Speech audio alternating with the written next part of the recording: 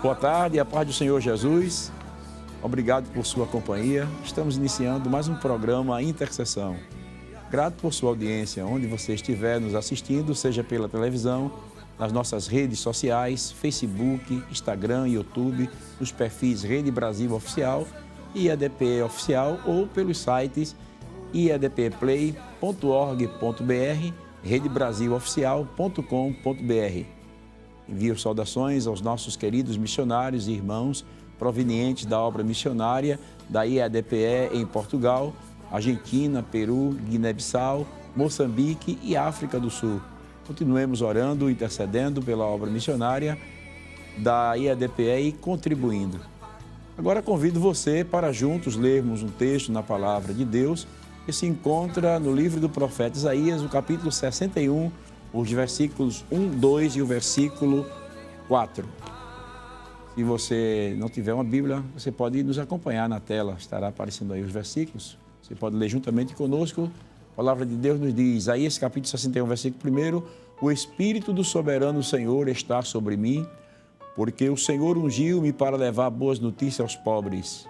Enviou-me para cuidar dos que estão com o coração quebrantado, anunciar liberdade aos cativos e libertação das trevas aos prisioneiros, para proclamar o ano da bondade do Senhor e o dia da vingança do nosso Deus, para consolar todos os que andam tristes. Eles reconstruirão as velhas ruínas e restaurarão os antigos escombros, renovarão as cidades arruinadas que têm sido devastadas de geração em geração. Para o programa de hoje já contamos com a presença dos nossos queridos convidados, o presbítero Jonathan Lucena e do presbítero Stefferson Barbosa. Pai do Senhor, presbítero Jonathan. Pai do Senhor, pastor Jefferson, é um prazer, uma alegria estar podendo participar deste programa. Agradecemos a Deus por esta oportunidade, também ao nosso pastor presidente pela confiança de poder estar participando deste programa. O senhor coopera na superintendência, né, ali também da Escola Bíblica Dominical. Perfeito, pastor, isso mesmo. Estamos ali cooperando, com a graça de Deus, também ajudando o nosso pastor e também o nosso superintendente, o pastor Nadir Jackson Saraiva. E bom, né? É um prazer tê-lo conosco nesta tarde. Também o presbítero Stefferson Barbosa. Pode ser o presbítero?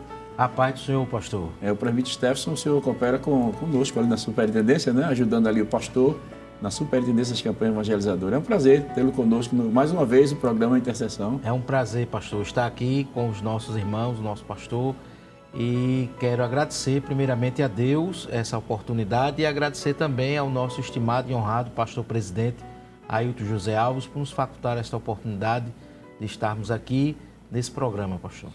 Que maravilha, né? Antes, porém, de a gente conversar sobre este assunto tão importante que vamos tratar hoje, que é sobre a intercessão do apóstolo Paulo pela igreja de Éfeso, né? Nós vamos pedir ao presbítero Jonathan para estar orando ao Senhor. Pois não, pastor. Oremos então. Querido Deus, Pai eterno, no nome de Jesus, te louvamos, Senhor, pela oportunidade de estarmos em Tua presença, neste momento para participar desta programação tão abençoada na nossa igreja, através da Rede Brasil. Continua abençoando a todos, fortalecendo, ajudando. Aproveitamos para pedir também, Senhor, em favor dos servos obreiros, cooperadores da Tua obra, os missionários, ao nosso pastor presidente e a toda a equipe, Senhor. Assim te pedimos e te agradecemos em nome de Jesus. Glória a Deus. Já estamos no início do programa Intercessão. Aproveite e abençoe outras vidas, compartilhando o link desta programação nas suas redes sociais, seja no Instagram, Facebook, Telegram, enfim. Envie um link para seus amigos, familiares, irmãos da igreja, colegas de trabalho, de faculdade. Abençoe outras vidas, né? Glória a Deus. No programa de hoje estaremos conversando sobre exemplos de intercessores. Tomaremos como base o apóstolo Paulo intercedendo pela igreja de Éfeso. Encontramos na carta aos Efésios. Esta carta tem muito a nos ensinar sobre a prática da intercessão. Porém, antes gostaríamos de iniciar a nossa reflexão perguntando como se deu o início dessa igreja, que relevância ela tem para o cristianismo e o que levou o apóstolo Paulo a escrever esta tão importante carta, presbítero Jonathan Lucena. Pois não, pastor. É sobre o início, né, desta epístola, ou desta igreja, melhor dizendo, porque para entendermos, não é, o contexto que Paulo trata sobre a oração, e especificamente a intercessão, É importante a gente voltar, por exemplo, a Atos 18 e também a Atos 19, que são exatamente textos que vão mostrar o momento, não só em que o Evangelho chega na cidade de Éfeso, como também começa a prosperar.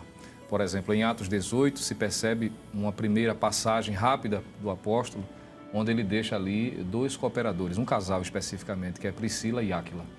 Ele deixa o casal e segue, não é, na sua segunda viagem missionária, e este casal está ali dando continuidade ao trabalho que o apóstolo Paulo deu início. Já em Atos 19 nos é dito que ele regressa, isso especificamente na 3ª viagem. E ao chegar especificamente, como era costume do apóstolo Paulo, ele se dirige à sinagoga e passa especificamente na sinagoga ensinando por 3 meses. Diante de algumas oposições, não é, ele passa agora a se deslocar para uma escola denominada de Escola de Tirano. E, de forma geral, ele passa ali 3 anos especificamente fazendo na cidade de Éfeso o que a gente poderia dizer, pastor Jefferson, presbítero Steffes, como o seu quartel-general evangelístico, missionário. Então, a igreja se dá início exatamente, especificamente na 3ª viagem missionária, onde o poder de Deus se manifesta, operando sinais e maravilhas, como a gente pode ver, pastor, quando nós lemos tanto Atos 18, mais especificamente Atos 19. Eu acho muito interessante o nosso presbítero Jonatas pontuando este detalhe. Ali revela a afetividade desse espaço de 3 anos que ele passa ali na cidade de Éfeso. Ele realmente consegue repassar a afetividade de uma tal maneira que é reconhecido pelos anciãos e também todos os irmãos ali, com a sua partida daquela cidade, fazem um dos momentos mais emocionantes do livro de Atos dos Apóstolos, que é a despedida dele da cidade de Éfeso ali, né? Quando ele traz aquele relato que emociona todos os crentes que devem ler essa passagem com bastante atenção. Com certeza. E, se o senhor me permite, pastor, esse laço de afetividade que o presbítero fez menção se dá exatamente pelo tempo, né, que Paulo passou naquela cidade. E se a gente for comparar, por exemplo, em outros momentos em que ele esteve em outras igrejas, foi exatamente em Éfeso que ele passou mais tempo.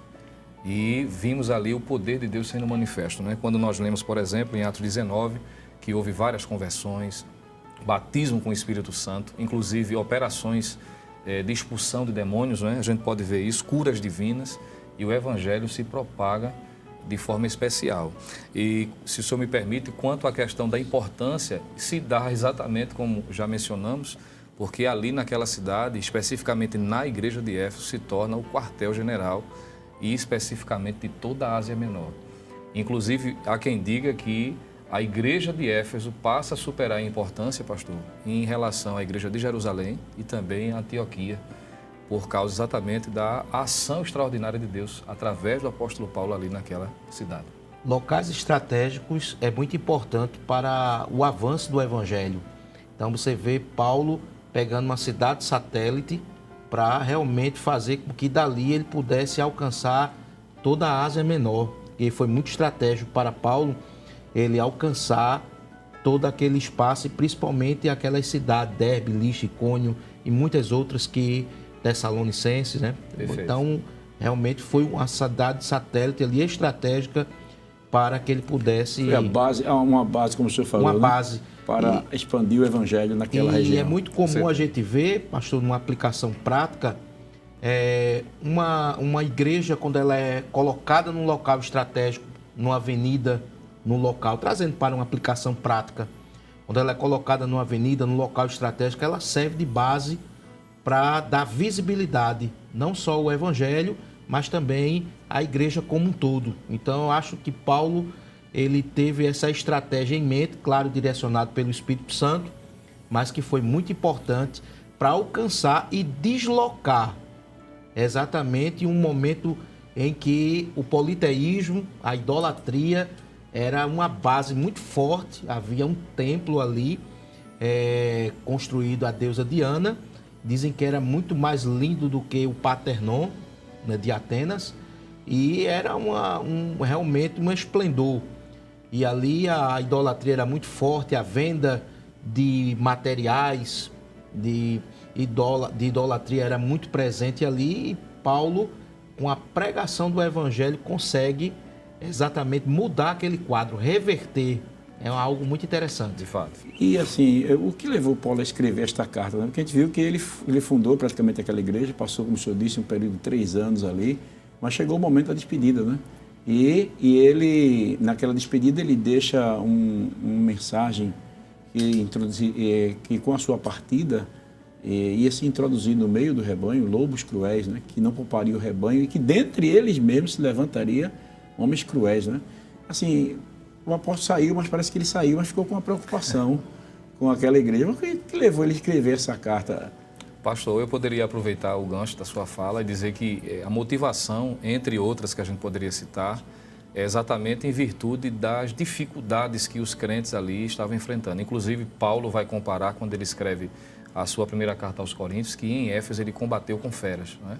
Isso mostra que havia uma certa oposição, não só por parte de alguns judeus, mas também, como o presbítero Steph fez menção, por conta do contexto idolátrico, né? E Paulo levou à falência, vamos assim dizer, o evangelho pregado por ele levou à falência a pessoas que criam em ocultismo, em práticas mágicas.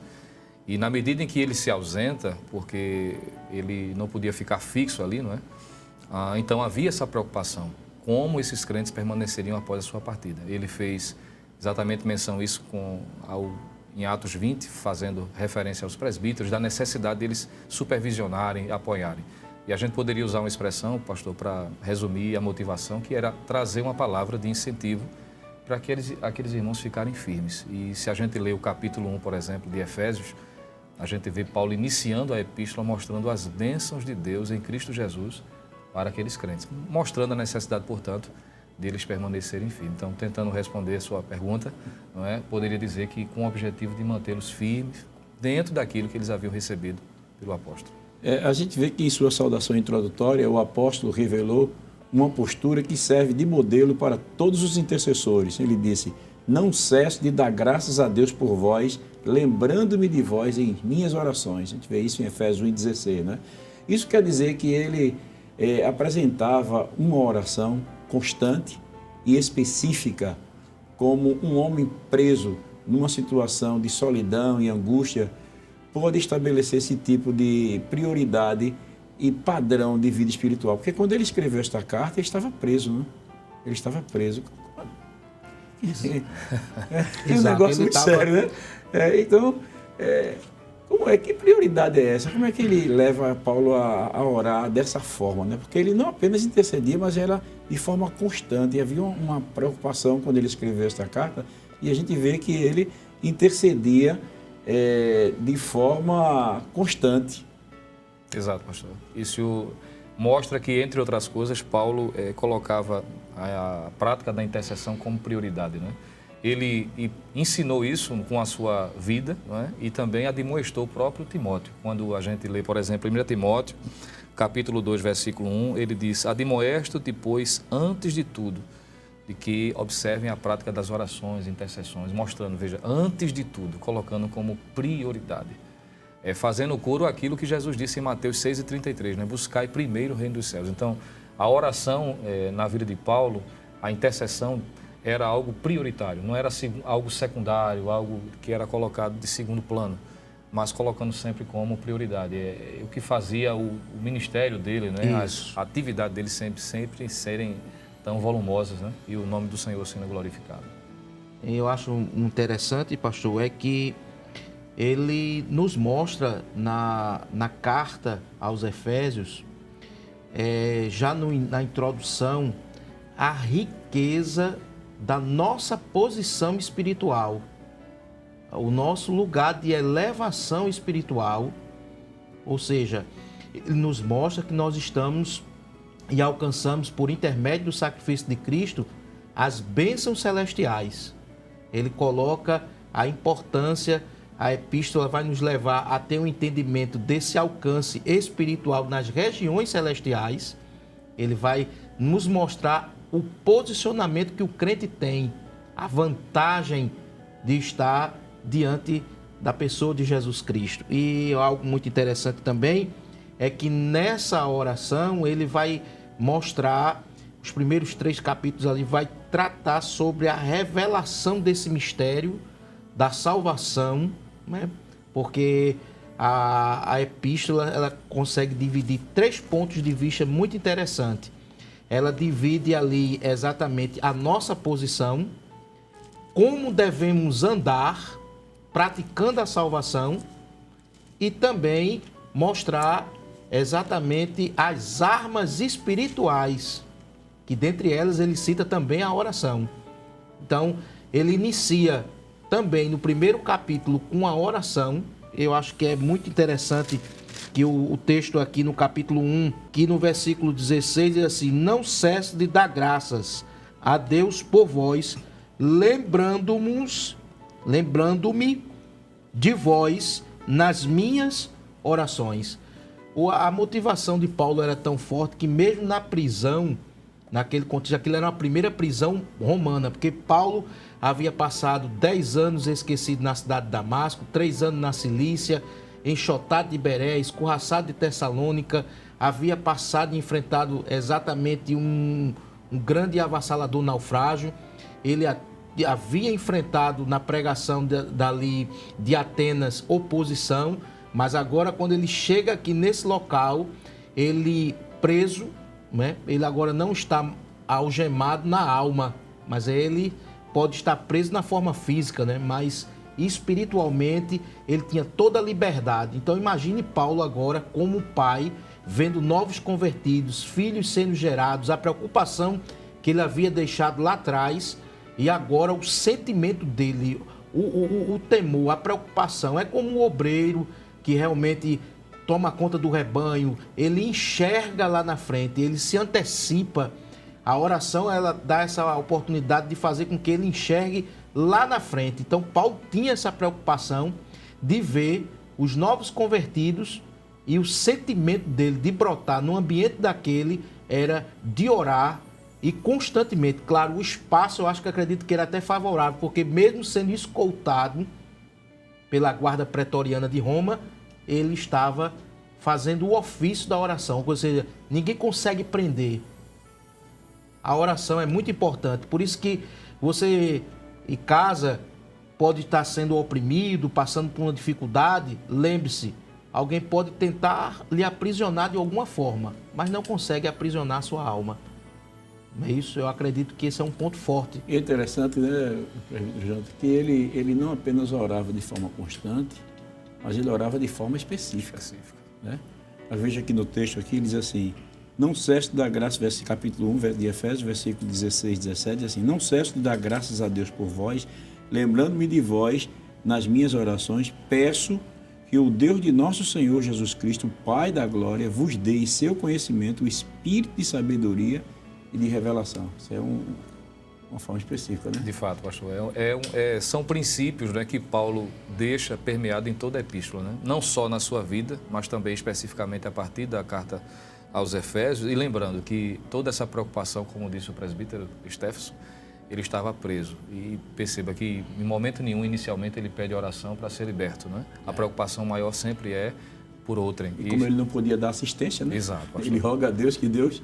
Exatamente. Ele reproduz exatamente aquilo que o mestre, né, o Senhor Jesus ensinou, que é uma característica específica de quem intercede, quem vive na intercessão.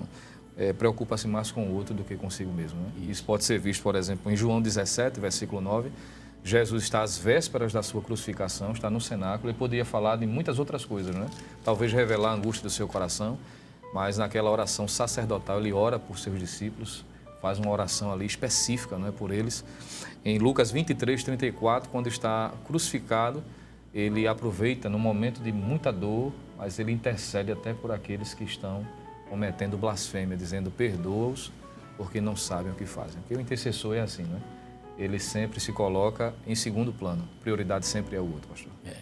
E é interessante que, voltando àquela oração específica, observe que ele ora para que Deus dê espírito de sabedoria e de revelação. E ele diz assim: oro também para que sejam iluminados os olhos do vosso entendimento, para que saibais qual seja a esperança para a qual ele vos chamou, e quais as riquezas da glória da sua herança nos santos, e qual a suprema grandeza do seu poder para conosco, o que cremos segundo a operação da força do seu poder.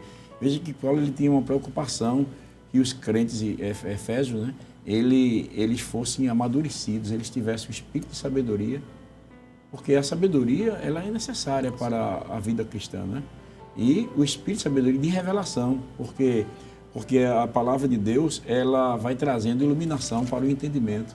Na proporção que o crente ele vai tendo a iluminação do espírito, ele vai se fortalecendo. Então a gente percebe que nesta oração, Paulo ele ora de forma específica para que os crentes alcancem a maturidade, né? E reconheçam as riquezas da graça e a riqueza da glória, quer dizer, o tesouro que está disponível para todo cristão. Que coisa tremenda, né? Desenvolver na vida espiritual. Né? Que coisa tremenda. O pastor Jefferson tocou numa tecla muito interessante.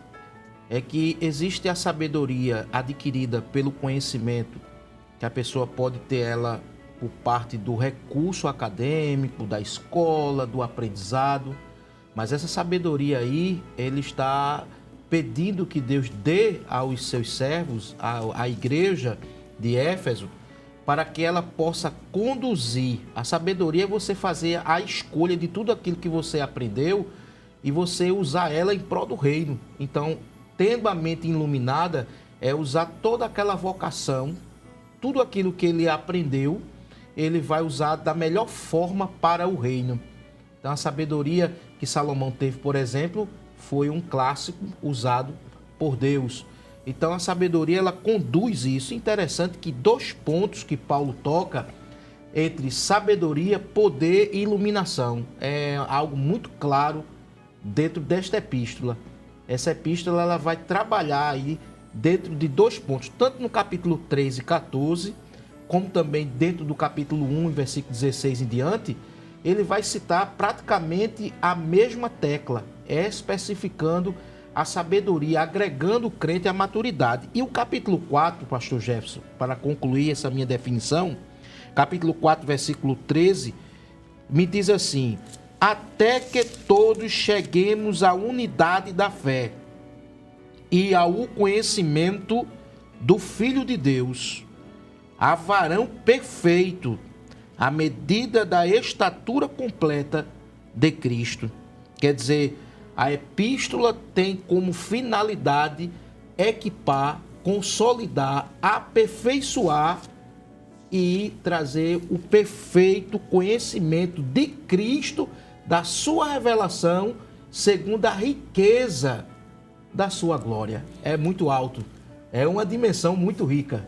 E dá a entender, né, presbítero, que esta oração de Paulo é como se fosse uma vacina para aquela preocupação quando ele deixou a igreja de Éfeso, né? Exato, pastor. E se a gente for ver Efésios capítulo 3, por exemplo, versículo 14 em diante, a gente vai ver Paulo, né, mostrando a necessidade de se manter de joelhos orando por aquela igreja e, além de ter orado já pedindo para que Deus desse sabedoria, iluminasse o entendimento, ele agora em Efésios capítulo 3, versículo de número 16, ele diz o seguinte: para que, segundo as riquezas da sua glória, vos conceda que sejais corroborados com poder pelo seu Espírito no homem interior. Então ele ora para que aquela igreja desenvolva, cresça, né? E, em virtude da sua ausência, sua prisão, impossibilidade física de estar ali com eles, mas que eles pudessem agir ou reagir com sabedoria e tendo a necessidade de serem revestidos do poder. 2 coisas essenciais, né? Sabedoria para lidar com as situações de dificuldade e adversidade e o poder do Espírito Santo. Porque sem essas, pastor, a igreja não poderia se manter de pé. Quer dizer, ele não apenas ora, mas ele provoca, através das suas palavras, no coração dos irmãos, uma sede por querer mais de Deus, né? Com certeza. Porque quando ele fala de riqueza da graça, riquezas da glória, está mostrando que toda essa riqueza e todas essas riquezas estão disponíveis ao crente, né? Então ele provoca uma sede de você buscar mais de Deus, não Com estacionar, não paralisar, não se dar por satisfeito apenas pelo simples fato de estar salvo. É como que ainda tem riquezas da graça, ainda tem riquezas da glória, ainda tem iluminação, ainda tem coisa para você ver dentro do projeto que Deus preparou para a igreja, ainda tem coisas muito maiores que vocês podem se apropriar delas. Pastor Jefferson, o senhor tocou numa tecla muito interessante, é que quando o texto de Paulo aqui diz assim, para que segundo as suas riquezas da sua glória, pare para imaginar agora um celeiro, a gente vê no Egito, por exemplo, José tendo os celeiros que ele encheu para passar um determinado período de fartura, mas aquele ali se acabou. Agora, reverta isso e pare para pensar os celeiros de Deus, a dimensão espiritual, o alcance desse celeiro de Deus, estando disponíveis, citado por Paulo, dizendo assim, olha, a riqueza da sua glória, ou seja, inauserível, ou seja, o celeiro de Deus não se esgota. O celeiro de Deus está disponível para o crente, para o salvo, e quanto mais ele busca, mais cheio ele fica. Quando fala de riquezas, fala de abundância. De abundância, riqueza da sua glória. Que coisa tremenda, né? A gente podia ficar só aqui, mas vamos mais adiante, porque realmente é um tremendo. Essa carta de Paulo aos Efésios, eu acho que é muito rica, né? Glória a Deus. É fantástica. A gente sabe que, presbítero Stefson, que a cidade de Éfeso era notoriamente conhecida por ser um centro politeísta, até mesmo como o senhor já falou, né? Sim. E se orgulhava de ser a guardiã do templo de Diana. A gente vê em Atos 19, 35. Nessa cidade havia um grande empreendimento comercial onde os artífices dirigiam um negócio rentável. A gente vê em 19 e 23 de Atos. Porém, os seus cidadãos conheceram o Evangelho e muitos se converteram, sendo batizados em águas e no Espírito Santo, conforme Atos 19, versículo 6. Por isso, ao escrever aquela carta, o apóstolo Paulo disse, por causa disso, me ponho de joelho, que o senhor citou agora há pouco, irmão Jota, né? Isso quer dizer que ele tinha motivos para estar de joelho, o que leva um intercessor a se apresentar diante de Deus de joelhos, como o apóstolo Paulo presbítero Stefson. Pastor Jefferson, eu acho muito rico a atitude nobre, a centralidade de Paulo ao interceder. Primeiro que Paulo quebra um protocolo cultural. As sinagogas, os judeus, a classe religiosa da época orava de pé. E Paulo, ele mergulha de joelhos. Ele mostra o total quebrantamento, devoção, quebrantamento espiritual para interceder por uma igreja em onde ele estava exatamente, teve todo um investimento da sua vida e conseguiu desarticular, né, uma estrutura que estava localizada ali na cidade de Éfeso, que era o templo de adoração politeísta, como já citei, e havia práticas, cultos que eram realizados ali, rentável, e Paulo, ele tem a necessidade de se jogar de joelho para interceder por uma igreja. Ele vê a emergência disso, porque ele sabe que uma nação ou um local onde há um alto índice de idolatria, eles se gloriavam por isso, eles se gloriavam por ter aquele templo. O templo, eu vi uma parte histórica de um autor, eu não estou me lembrando agora o nome, me permita, mas ele dizia que o templo de Diana era considerado uma das 7 maravilhas da antiguidade. Quer dizer, a questão da estrutura física era algo terrível, era algo realmente... E Paulo, ele se joga, ele clama pelaquela igreja, intercede por ela, com a finalidade de arrancar, de tirar a cegueira espiritual. E a oração tem esse poder. A oração, ela tem essa finalidade de alcançar aquela pessoa que necessita de oração. Então, eu acho que o meu ponto de vista é isso aí. O progresso espiritual daquela igreja, pastor, era o que motivava, né? Paulo manter-se de joelhos, como ele disse. Ele se coloca em vários momentos nessa epístola, sempre de joelhos, orando. E como disse bem o presbítero Stefson, uma vez que esses irmãos, que parte deles eram gentios, também judeus, que haviam se convertido verdadeiramente, eles precisavam progredir. O senhor bem mencionou aqui que, dando ênfase às riquezas, né? Aquilo que realmente é o mais valioso. E Paulo, nas palavras dele, por exemplo, nós falamos aqui já no versículo 16, quando ele diz, para que sejais corroborados com poder pelo seu Espírito no homem. No versículo 17 de Efésios 3, ele diz, para que Cristo habite pela fé no vosso coração. Aí ele diz, a fim de, estando arraigados e fundados em amor, versículo 18, poderdes perfeitamente compreender com todos os santos qual seja a largura, o comprimento, a altura e a profundidade, e conhecer o amor de Cristo que excede todo o entendimento, para que sejais cheios de toda a plenitude de Deus. Glória Então a a Deus. motivação dele era para que aquela igreja sempre crescesse, não é? Progredisse. Por isso que ele diz, eu me ponho de joelhos por isso, eu me coloco na brecha porque eu quero ver o vosso crescimento. É sempre priorizando o crescimento espiritual. Daí a razão aquela igreja ser uma igreja tão importante como já vimos aqui no início. Passaram homens importantes ali, além de Paulo, o próprio Timóteo, que foi o seu sucessor, o apóstolo João, pastor. E isso tudo daquela igreja, por conta exatamente dessa iniciativa de Paulo, né? Se colocar de joelhos para que aquela igreja progredisse, porque é como se ele dissesse assim, eu entendo que Deus tem algo especial nessa igreja, né? E através dela alcançar toda a Ásia, que foi o que aconteceu quando a gente analisa o livro de Atos dos Apóstolos. O senhor me fez lembrar, eu fiquei sabendo da história que um dos nossos missionários, quando foi para Alexandre Có, né? Esse que é o missionário Pedro Nunes, pastor Pedro Nunes, disse que lá na igreja ele dobrava os joelhos em cada banco da igreja, porque ali estava começando, no início ele estava começando ali o trabalho da missão ali naquela cidade, né?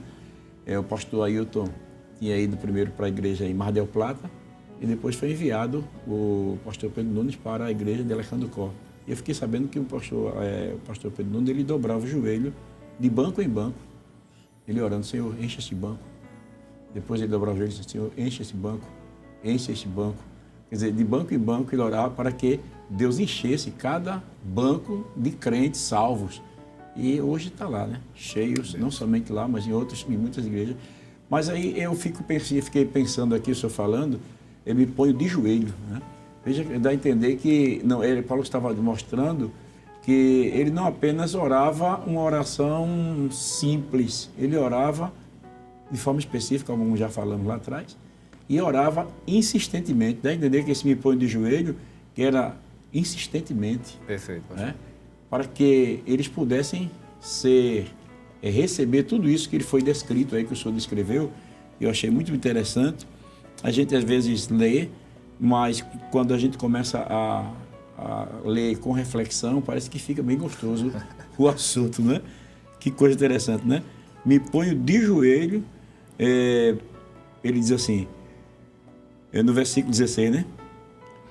Ore para que, segundo as riquezas, a abundância, né, da sua glória, vos conceda que sejais fortalecidos com poder no seu espírito pelo seu espírito no homem interior. A necessidade dos crentes serem cheios do poder do Espírito Santo. Verdade, pastor. Né? Porque o poder do Espírito Santo na vida do crente é fundamental. É fundamental, né? Para que o crente seja... A gente podia analisar um pouquinho mais isso aqui. Eu sei que o tempo está correndo, mas a gente não pode passar com pressa aqui, correndo aqui tão rápido nesse assunto, né? Pastor Jefferson, eu acho muito interessante as duas citações, porque ela trata o seguinte. Quando ele diz assim, vos conceda que sejais corroborados com o poder pelo Espírito Santo no homem interior. Ou seja, ele vai pontuar aqui, né, a mensagem central é o poder do Espírito Santo atuando de forma no interior, no mais profundo do ser humano. A igreja primitiva, o que levou ela a crescer? Foi elas estarem inflamadas pela ação do Espírito.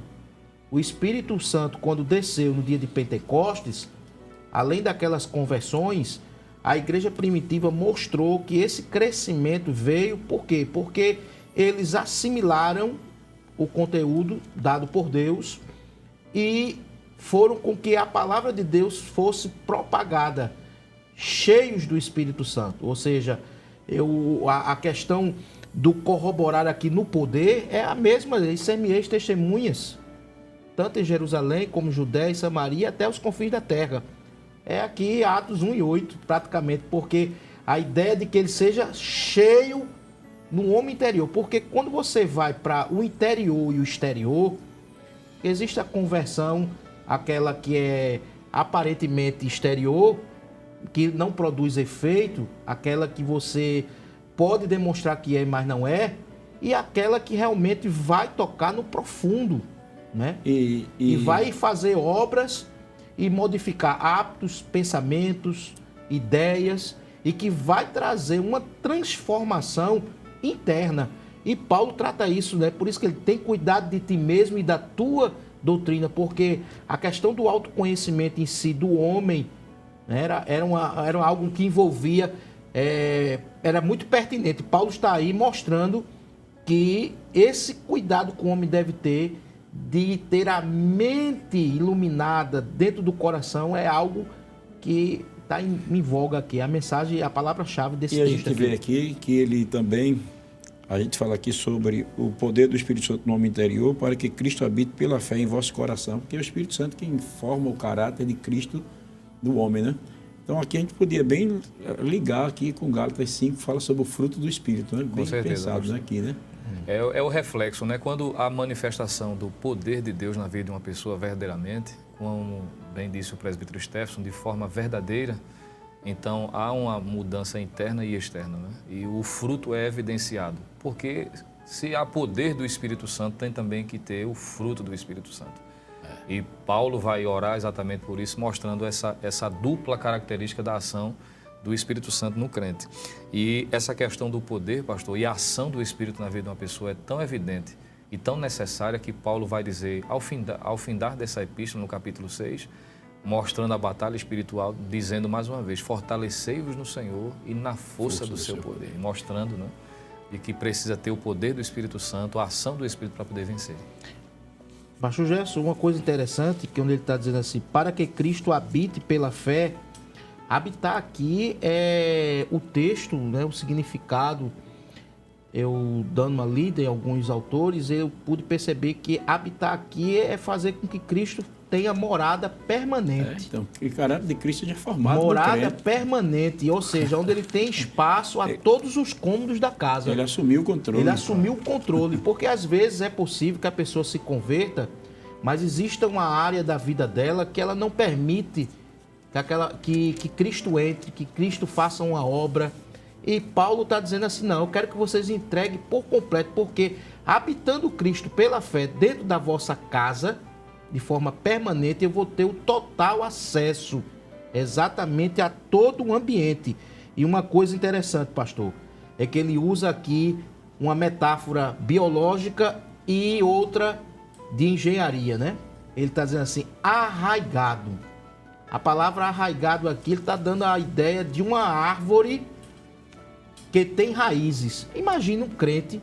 Raízes que se aprofundam a tal ponto de ter dificuldade de ser arrancada. Exato. E quando uma árvore ela é plantada, me permita trazer aqui a definição, é que quando uma árvore ela tem suas raízes secundárias espalhadas no solo, onde ela tira os sais minerais, ela tem estabilidade. Aí pode vir a tempestade, pode vir qualquer dificuldade, qualquer adversidade, mas ele é um crente arraigado, ou seja, é um crente que tem raiz. O texto que me lembra bem é o Salmo de número 1, versículo de número 4. Eu acho que seria propício nós lermos para a gente ter um pouco da noção do que Paulo queria dizer com relação à maturidade que o crente tem quando ele é um crente maduro espiritualmente. Veja aí, o livro dos Salmos, Salmo 1, capítulo 1, versículo de número 3. Ele diz assim, pois será como uma árvore plantada junto a ribeiros de água, a qual dá o seu fruto na estação própria, cujas folhas não caem, e tudo quanto ele o fizer prosperará. Então imagine um crente, não é isso? Maduro, que ama a palavra, que ora, que busca, é um crente com raiz. E o desejo de Paulo aqui é, ora, vocês devem estar arraigados e edificados. A edificação aqui é a base. Verdade. Presbítero Jonatas. Interessante, pastor, se o senhor permite, é que Paulo ele é tão enfático com relação a isso que ele chega a dizer, por exemplo, né, no versículo de número 19, e conheceu o amor de Cristo que excede todo o entendimento, para que sejais cheios de toda a plenitude de Deus. É Deus por completo no homem completamente, né? Plenitude. É Deus do começo ao fim aqui na vida da pessoa. E é interessante, enquanto vocês estavam falando aqui, eu estava pensando ainda na preocupação de Paulo com aquela igreja, porque lá em Atos capítulo 20, o versículo 28, quando ele se dirige aos presbíteros, 28 e por diante, ele diz assim: cuidai por vós e por todo o rebanho, pelo qual o Espírito Santo vos constituiu bispos, para apacentardes a igreja de Deus, a qual ele comprou com seu próprio sangue. Sei que depois da minha partida entrarão no meio de vós lobos cruéis, que não pouparão o rebanho, e que dentre vós mesmos se levantarão homens que torcerão a verdade para atrair os discípulos após si. Quer dizer, se o crente estiver fundamentado, arraigado em amor, cheio desta plenitude, ele não vai ser arrancado facilmente. De maneira nenhuma. Ele não vai ser levado, como disse a Timóteo, né? Levado por toda sorte de vento de doutrina. Porque os vendavais vêm, os ventos de doutrinas para tirar, roubar, para arrancar o crente, mas se, como disse o presbítero Stefano, se ele estiver arraigado, as suas raízes em Deus estiverem bem aprofundadas, este crente, ele não será arrancado. Então, Paulo aqui, ele saiu, ele estava preso, mas estava preocupado para que aquela igreja, ela suportasse os ataques de homens cruéis, os ataques de Satanás contra aquela igreja. Exato. Né? Veja como é importante nós aprendermos com o apóstolo Paulo a estar preocupados com a firmeza, com o fortalecimento da fé da igreja. Que Deus nos ajude, que possamos aprender com este homem de Deus, né, a interceder desta forma, para que os crentes sejam arraigados, sejam fortalecidos, sejam firmados. Né? Porque se eles forem firmados, eles vão suportar qualquer adversidade, não vão abandonar a fé por qualquer coisa, não vão trocar a fé por qualquer coisa, né? Vão até suportar a provação e a adversidade. Né? Com certeza, pastor. Né? E em Efésios capítulo 6, Paulo vai dar ênfase com relação à necessidade de se munir da armadura espiritual exatamente para permanecer firme. Né? Permanecer firme. Quando ele diz assim, tendo suportado tudo, permanecer firme. Esse é o objetivo, né? Mas está tão gostoso, mas ainda tem muita coisa aqui para a gente perguntar. Glória a Deus. Durante quase 3 anos, o apóstolo Paulo esteve com eles, como já citamos aqui, né? Atos 19, 10, 20, 31, de Atos. E em certo momento orou de joelhos, como já vimos, né? Com os presbíteros lá em Atos capítulo 20, versículo 16. Eles os incentivou a orar em todo o tempo, com toda a oração, conforme Efésios capítulo 6, versículo 18, de acordo com a postura e modelo do apóstolo Paulo, quais são os tipos de oração que o intercessor apresenta a Deus, presbítero Lucena? Pastor, eu poderia dizer que são vários tipos, não é? Principalmente a partir da experiência do apóstolo Paulo, mas a súplica aqui a Deus fica bem evidente, não é? Quando Paulo diz que se põe de joelhos, ele está suplicando. Isso é um sinal de reconhecimento de que Deus é quem é a fonte, ele é apenas o canal, ele é um instrumento, e ele mostra a sua súplica, né, a Deus, pedindo de que o Senhor esteja fortalecendo aquela igreja. Então ele ora de forma intercessória, suplicando. E suplicar pressupõe de que é Deus quem está acima, é dele quem vem o que o homem necessita. Então poderíamos citar aqui a questão da súplica, né? E o que era muito comum isso desde o Antigo Testamento, é suplicar. Em Daniel, capítulo de número 9, o versículo de número 18, nós encontramos um texto bíblico dizendo o seguinte: inclina, ó Deus meu, os teus ouvidos e ouve, abre os teus olhos e olha para a nossa desolação e para a cidade que é chamada pelo teu nome, porque não lançamos as nossas súplicas perante a tua face, fiados em nossas justiças, mas em tuas muitas misericórdias. Então a súplica foi observada ali, vista na prática da intercessão do apóstolo Paulo, e suplicando, se põe de joelho na presença do Senhor, suplicando, reconhecendo de que Deus é o autor, ele é o consumador, ele é a fonte para abençoar aquela igreja de Éfeso. É isso aí, né, presbítero Éfeso? Com certeza. Aí o mais alto nível, né, eu acredito que Paulo aqui ele demonstra o amor que ele tinha pela igreja. Eu acho que também é um ponto, né? A intercessão, ela nasce também, já até algumas vezes o pastor já tratou aqui em outros programas, que o que é que move a pessoa a interceder de tal forma?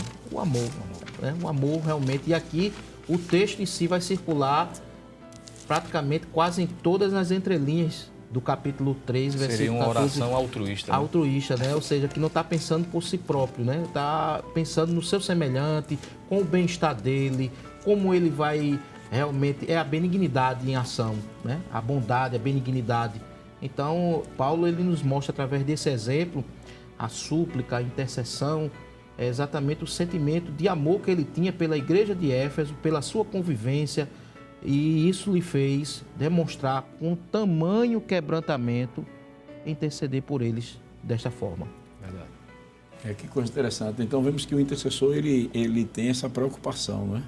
Essa preocupação e se colocar diante de Deus para que Deus ele traga firmeza. Até porque assim a gente vê que Paulo pelos seus ensinamentos na epístola, a gente pode extrair aí muitos motivos de oração pelo qual Paulo ele ora pela igreja, não somente aquelas que nós falamos para que Deus lhe desse o espírito de sabedoria, de revelação, iluminasse os olhos, firmasse eles em Cristo, e a gente vê essa preocupação que eles, tudo isso era para que eles, como diz no capítulo 4, né, eles vivessem em unidade, né? Porque é importante que a igreja ela entenda o valor da unidade.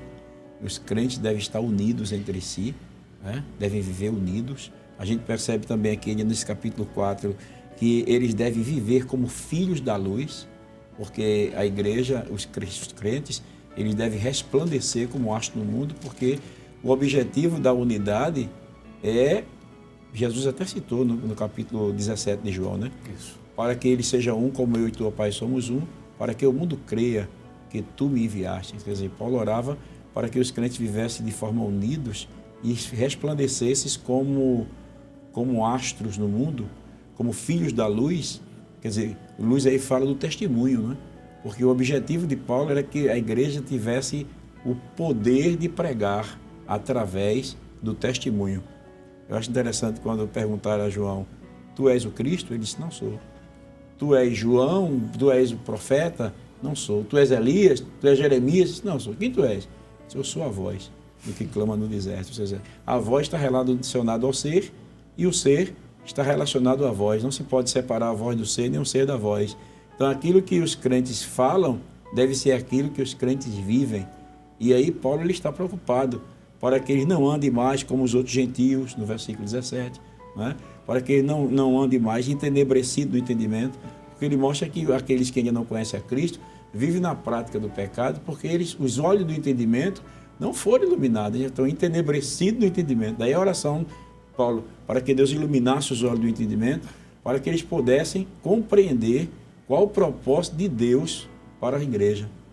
Então a gente vê aqui muitos objetivos que o tempo não dá aqui para a gente citar tudo, porque essa carta aqui é negócio para a gente passar o programa de intercessão até o final do ano, falando sobre esta epístola. Né? Já ouviu um comentarista dizer que é a rainha das epístolas, né? Ele disse que é a rainha das epístolas.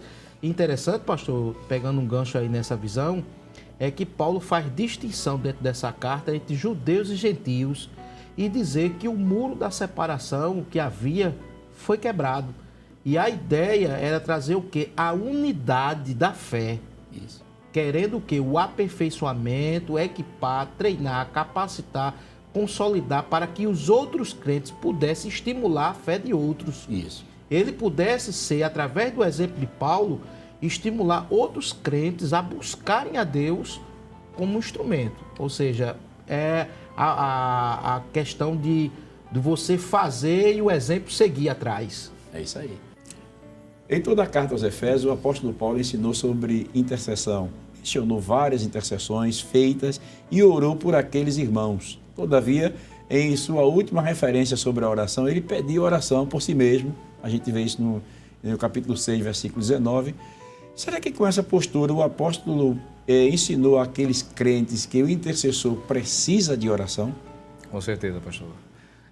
Em Efésios 6, não é, está lá descrito as armaduras de Deus, ou a armadura de Deus e os elementos que fazem parte dessa armadura.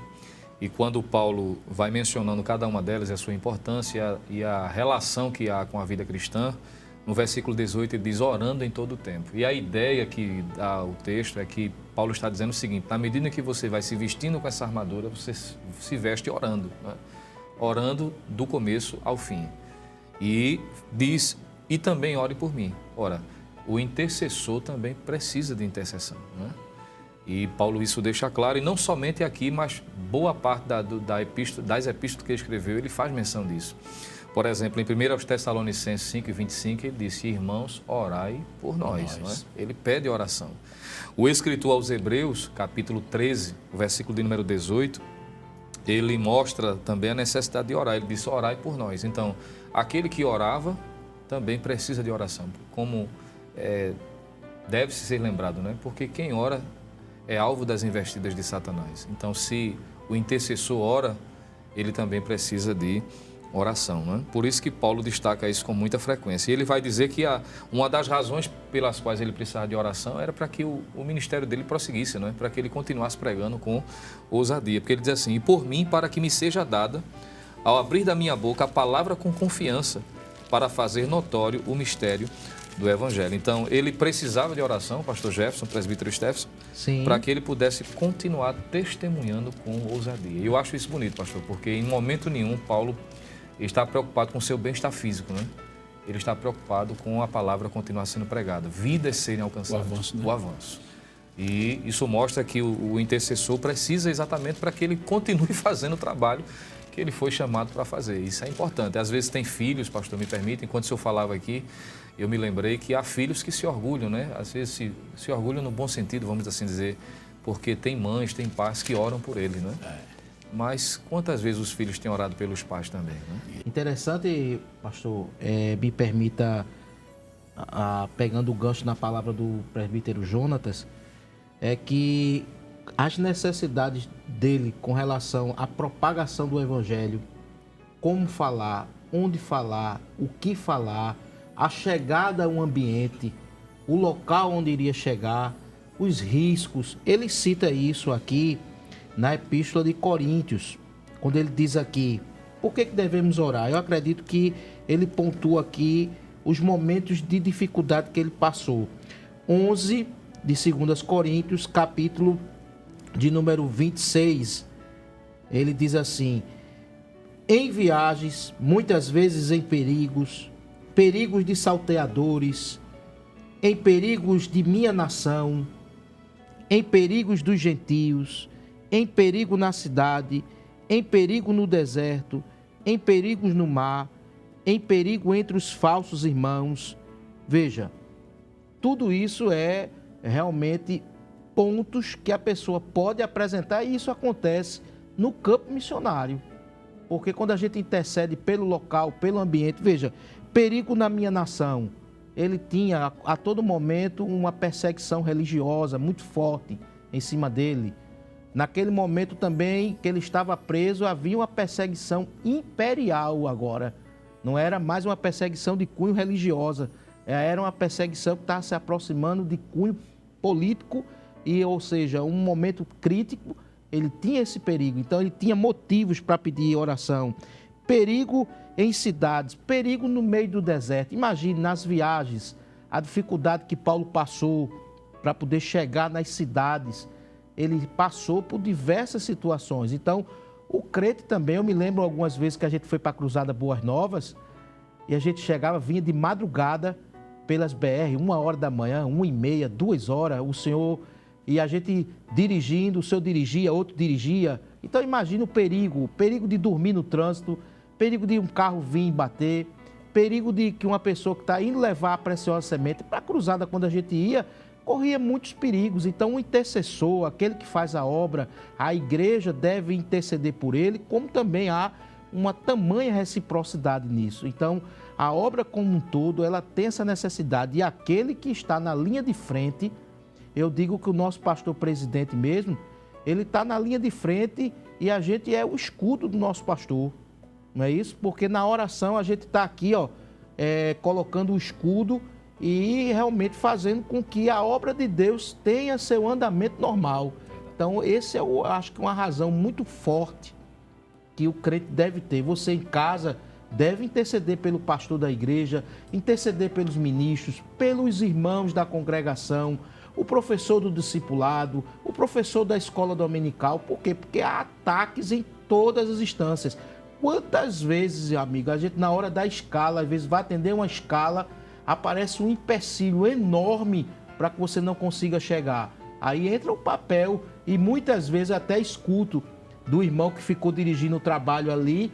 Aí ele disse, olha, irmão, estávamos intercedendo e a igreja levantou em oração, pedindo a Deus para que o senhor chegasse tranquilo para atender a escala.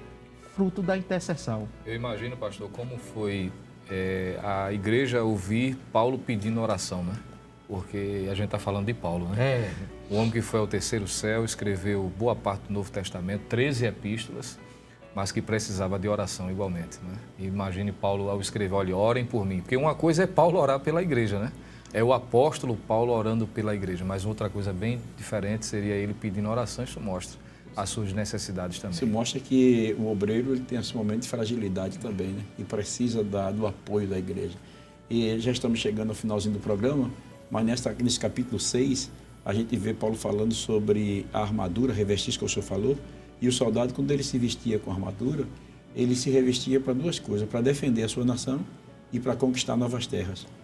Né? Exato. E como pregador do Evangelho, a gente vê isso na vida de Paulo. Ele sempre defendia a igreja com a palavra, com a oração e também avançava. O objetivo era não parar, para que me seja dada no abrir da minha boca a palavra com confiança. Essa palavra que serviria tanto para a defesa do Evangelho, como para conquistar novas vidas para Cristo. Quando ele escreve aos Coríntios, ele diz assim, se anuncio o Evangelho, não tenho de que me gloriar, porque me imposta essa obrigação e é de mim se não anunciar o Evangelho.